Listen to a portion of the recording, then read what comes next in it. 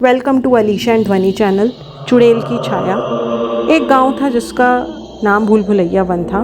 कहा जाता है कि इस जंगल में एक भयानक चुड़ैल रहती थी जो हर रात गांव वालों को डराने के लिए बाहर आती थी। लोग उसे काली छाया के नाम से जानते थे क्योंकि जब भी कोई उसकी छाया में आता वह कभी लौटकर नहीं जाता था।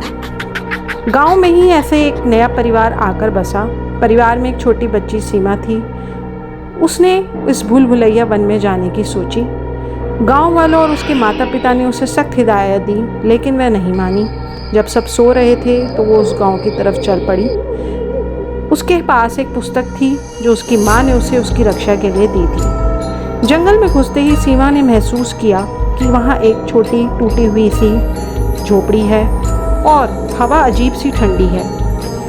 अचानक उसे अपने पीछे किसी के चलने की आहट सुनाई दी। उसने पीछे मुड़कर देखा, लेकिन वहाँ कोई भी ना था, लेकिन किसी की नज़रें उस पर टिकी हुई थी। सीमा ने आगे बढ़ना जारी रखा और वह एक पुराने खंडर की तरफ देखने लगी।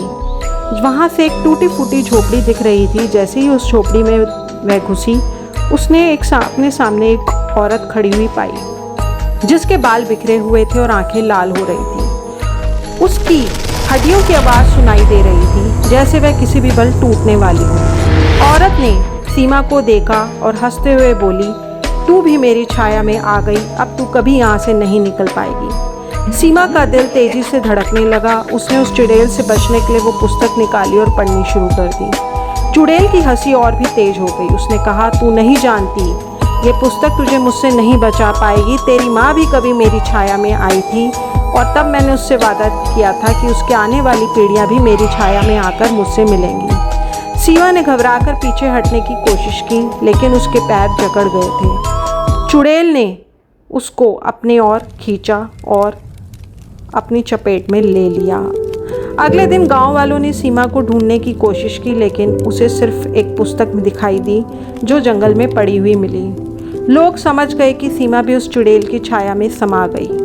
उस दिन के बाद गांव में रात के समय नई छाया दिखाई देने लगी। लोग कहते हैं कि उस चुड़ैल के साथ एक छोटी बच्ची भी छाया में दिखती है जो हर रात अपने अगले शिकार की तलाश में निकलती है। Thank you so much.